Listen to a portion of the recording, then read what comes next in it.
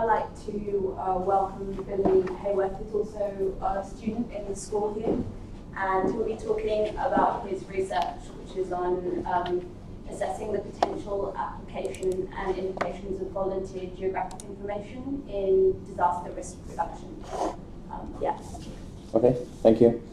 So before I start, I want to acknowledge the traditional owners and custodians of the land on which we meet, the Gadigal people of the Eora Nation, for whom geography and local knowledge exchange have been important for many thousands of years. And I'm proud to keep bringing that here on this land. I also want to acknowledge my parents who travelled very far to be here because I think they think I'm going to say something interesting. So I don't know, but I'll ask them afterwards. So yeah, I'm going to tell you about some of the things I've done in my PhD and maybe some interesting things that I've found. So first of all, what is volunteer geographic information? It involves the widespread voluntary engagement of the general public in generating and sharing geographic information. And this can be predominantly through sources such as social media, so Facebook and Twitter, through photo and video sharing platforms like Instagram and Flickr, and also web mapping platforms or mapping platforms online that are open to public contributions. So things like OpenStreetMap, which is a version of, sort of a crowdsourced version of Google Maps, if you're not sure. And with that, the geographic location can be explicit, so it can be like an X and Y point on a map, or it can be a geocoded photograph from your smartphone, or it could be implied, such as the mention of a place name on Twitter, for example. And with VGI, there's a huge variety of data and practices that we're talking about, so it's likely that most of us here, if not all of us, have contributed VGI. Now, the concept of citizens sharing information isn't new. However, recent technological innovations, such as GPS, broadband communication, the internet and Web 2, so the fact that we can write to the internet as well as read from it, cloud storage and smartphones have facilitated, enhanced and increased the visibility of citizen data creation and sharing practices, producing extraordinary amounts of geographic information online. And VGI represents unprecedented shifts in the content, characteristics and ways that geographic information is created, shared, used and experienced, and it means changes to social practices, top-down systems and approaches to mapping and geographic information creation, and the broader disciplines of geography and GI science. And these shifts have significant implications for various applications, including emergency management. Now, the use of VGI in natural disasters has increased significantly in recent years. So I'll just tell you about one example, which was the Haiti earthquake in 2010, which saw volunteers from all over the world work together to map the event online using information provided by the public. And that was through social media, also an SMS service where people were sending in reports, and also tracing satellite imagery to produce sort of crowdsourced maps or crowd maps, as they were called. And this was not only useful because of the devastation in Haiti, but because Haiti didn't have particularly great spatial data sets to begin with. So the global mapping effort here from public volunteers was of huge significance. And just as an example of what they did, this is where the earthquake occurred, and this is OpenStreetMap, which was the platform that they used, in December of 2009. And in a matter of days after the event, there were over 1 million edits to this map from over 600 volunteers, as I said, from different places in the world. And this is the kind of detail that they achieved. And this information, entirely from volunteers, became the most up-to-date and comprehensive data available to humanitarian response efforts in that region. And this has been a highly influential event for many disasters since, in terms of citizens engaging with geographic information and assisting. Now, in Australia, the goal of current disaster management is to use this model of prevention, preparedness, response and recovery to achieve community disaster resilience. Now, rather than analysing various definitions of resilience, I chose to focus on common elements or characteristics of resilient communities, which are outlined in disaster literature and policy documents, to think about how VGI contributes here. And this includes things like community connectedness and social capital, adaptability, access to information and resources, sharing local knowledge and disaster preparedness. But research into VGI has focused on disaster response while largely ignoring prevention and preparedness. But preparing for disasters dramatically reduces the risk of negative impacts on life and property. And we know the number of people who actively prepare for disasters is significantly lower than the number of people at risk. So finding new ways to engage communities is an important global issue, and that's where my research lies. So then why Tasmania?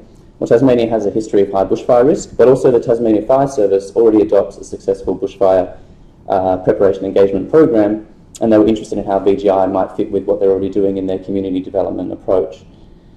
And in thinking about that, my research considers the potential of VGI to transform disaster management by thinking about VGI as a social practice. So it's something that people are doing together and not simply a type of information. And within that, the research has three main components. So first, I use surveys to look at current patterns of technology use, community interest and limitations to VGI. Second, through interviews, I analyse professional perspectives on how VGI might be impacting existing emergency management. And then third, I assess the user experience of mapping VGI with other community members in community workshops. So I'm going to tell you a bit about each of those things. So in 2014, I surveyed 154 people across 12 communities at bushfire risk. And I don't want to spend a lot of time on this component because I've already presented this in Thinking Space before. But just a couple of points I want to bring up that are relevant for the broader context of what I'll say later.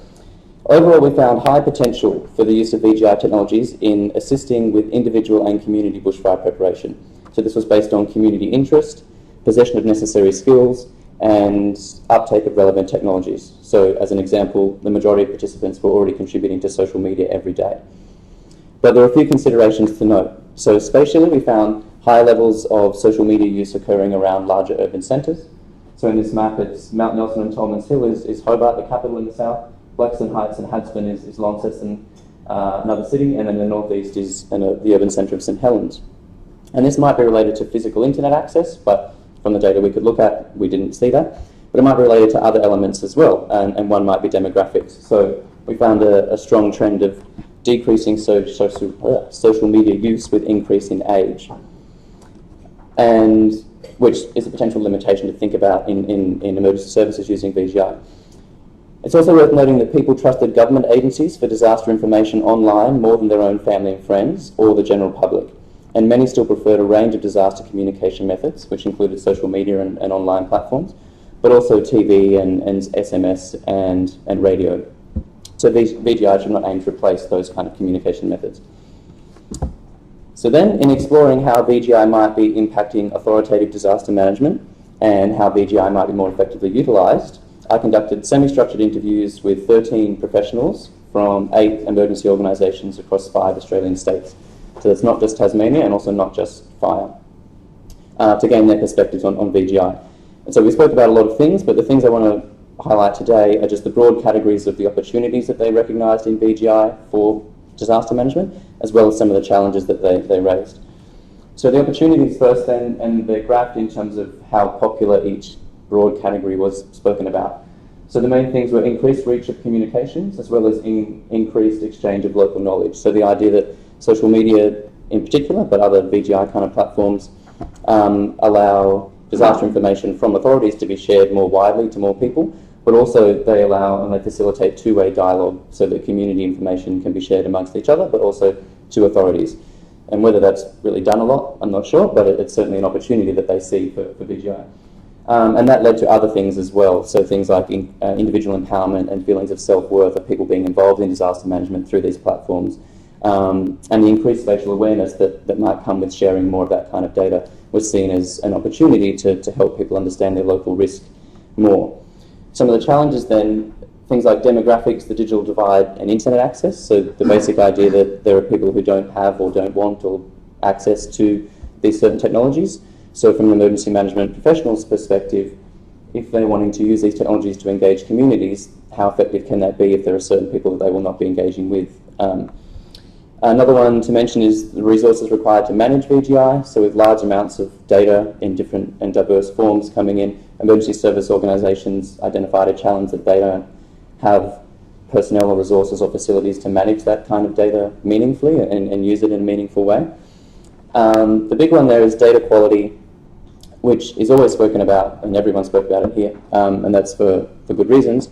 And there are two elements there. One is around inaccuracies in content, so rumours being spread or false information, and the other element is around precision of technologies, perhaps, so inaccuracies in GPS coordinates, for example.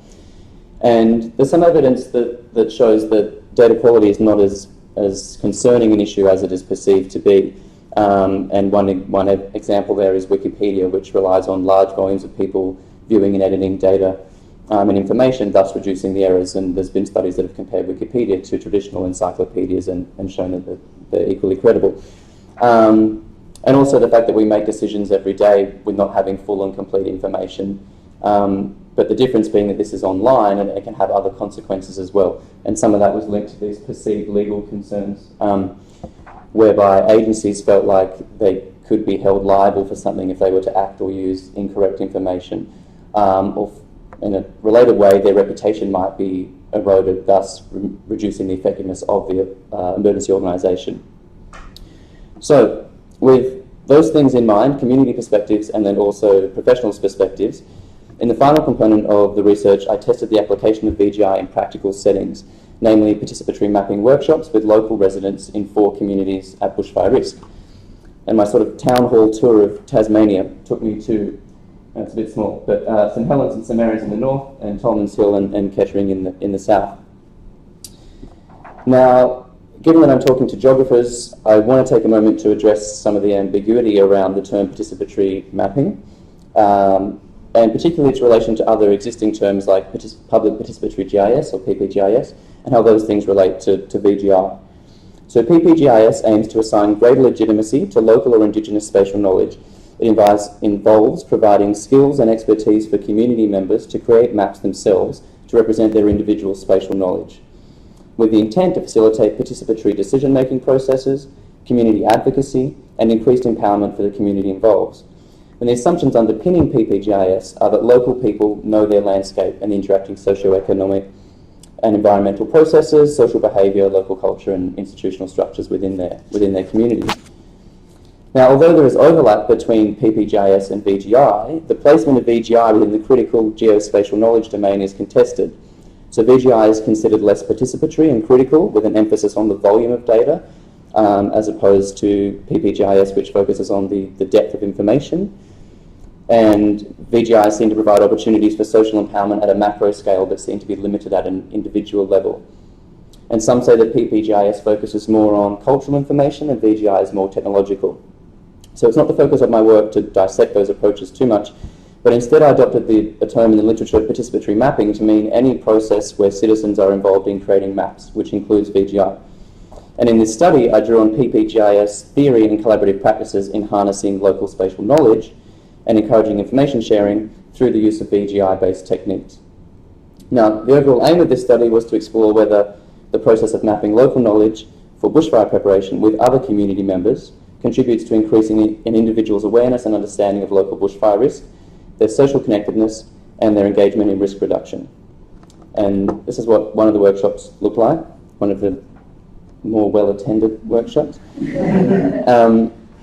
Okay, so the workshops involved a paper mapping activity and an online digital mapping activity before attendees completed a questionnaire. Now, the paper mapping saw participants in small groups marking up hard copy maps and satellite images with any information that they felt was relevant to bushfire preparation in their community. And then the second activity involved collating that information into a combined web map. And the participants were given a URL to the map so they could map live in the workshop on laptops, smartphones, and tablets. And the things they chose to map focused on services and community assets, potential hazards, areas they thought were of increased risk, neighbourhood bushfire groups and other social information, as well as safer places and places that they thought could offer a potential evacuation route. So in total, 31 people participated in the study workshops and completed a questionnaire. So some more people came, but they didn't fill out the survey. The age distribution of participants was skewed towards those over 35, which indicates a potential limitation of the study. Results indicate that mapping local information for bushfire preparation with other community members can contribute to increased social connectedness, understanding of local bushfire risk, and individual engagement in risk reduction.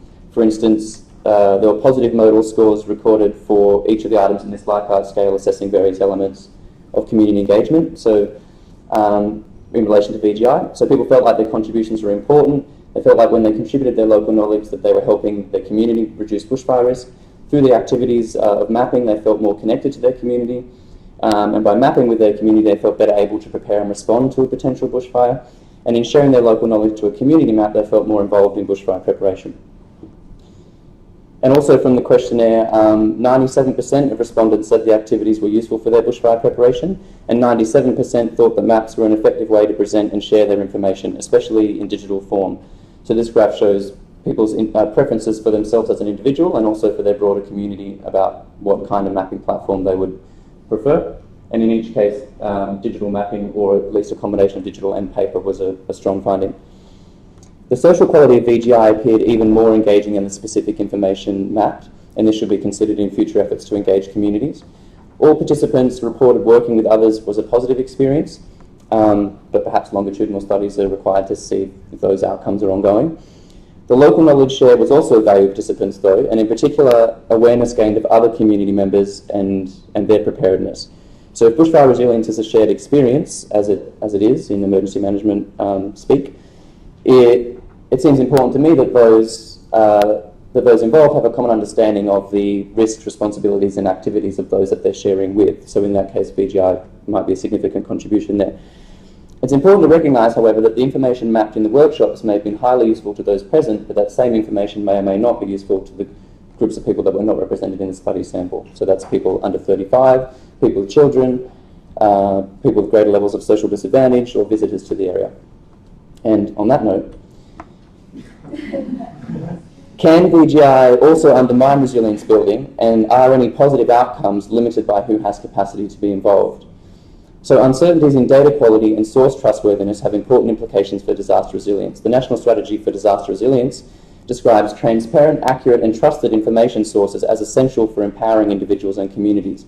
And trust is a key component of social capital, and it's necessary for individuals to engage with collective activities like community groups. So if VGI is unable to meet these criteria, its usefulness in building resilience may be eroded. And by its nature, VGI discriminates based on technology access and usage patterns associated with demographics, socioeconomic circumstances and technical skills, interest and knowledge. So it's important to observe that VGI technologies and data contributed from the general public will always exclude, or at least not include, some members of communities. And thus VGI practices may operate at the detriment of resilience building for some people. VGI may often represent the elite more than the ordinary, and marginalised groups and individuals are often not represented on maps, and particularly troubling for resilience is those people already marginalised are often the most vulnerable to disasters. With the often public nature of online data, privacy and security issues associated with VGI may increase disaster risk exposure and vulnerability, thus reducing disaster resilience. And as data remain on the internet after their initial use and can be repurposed in other ways, privacy and ethical issues persist into the future. And perhaps related to this, mapping community information has potential to create or exacerbate community tensions. So VGI might involve a particular residence or an area or properties being highlighted as relatively unprepared or problematic in the wider community. And these residents might be motivated to improve, but they may also feel shame, guilt or resentment, or that they cannot live up to the expectations of others in their community. Or the standards of others in their community as well. So thus this will be weakening community connectedness and reducing individuals' confidence in their own ability to prepare and respond to a disaster. And I guess along with that, collecting VGI might reveal other information unrelated to bushfire or disaster, which may be sensitive or personal, potentially leading to tensions between community members in other ways. And all of these things are exacerbated if these community maps are in any way linked to political agendas or funding, for example. So from here then we can think about ways forward to progress towards more effective VGI use in emergency management. Some immediate practical measures might include improving data management as well as measures for better assessing data quality, or testing and communicating legal protections for agencies so they feel more confident in engaging with these technologies and communities. But there are other challenges with less simple solutions which I believe are of paramount concern for VGI, and not just to emergency management, but the broader field of geography and social systems generally. So we need to address the digital divide and the underrepresentation of particular individuals and community groups. The nature of big data and crowdsourcing is people become even less visible with aggregation of large volumes of data. But VGI, particularly on smaller scales, capturing more cultural information and everyday lived experiences through a participatory mapping approach, offers promise for empowering and engaging individuals. For fields such as disaster risk reduction in particular, we need to determine how these underrepresented groups can be better included. And along with that, there might be, I think there's the idea to value citizen knowledge more. And so when I say that, I think of the field of citizen science, which basically involves any way that a private or public citizen is involved in a scientific project. Some examples might be using a program at home on your laptop to compare images from camera traps in the Serengeti to identify animals, which helps the scientific project. or it might be actually going out and collecting data in the field. So bird watchers, for example, recording their observations, submitting that to an online database, one in particular called eBird, which now has hundreds of thousands of records from citizens collecting bird information, and that data has resulted in over 100 peer-reviewed scientific journals on bird research that would not be possible without these citizen contributions. And the point I raise those two is because in those examples, and all citizen science examples, systems are established beforehand to value the citizen knowledge before it's even contributed, and that doesn't really happen with VGI. So today, scientists collaborate more than ever, and collaboration should be extended to citizens as well, and that's what citizen science does. And it's, I think, where some of the more exciting opportunities of VGI lies, but at present, it's not valued or set up in the same way to allow that. And by considering VGI as a social practice and not simply a data source, these technologies offer increasing opportunities for geographers to involve citizens in their work as well.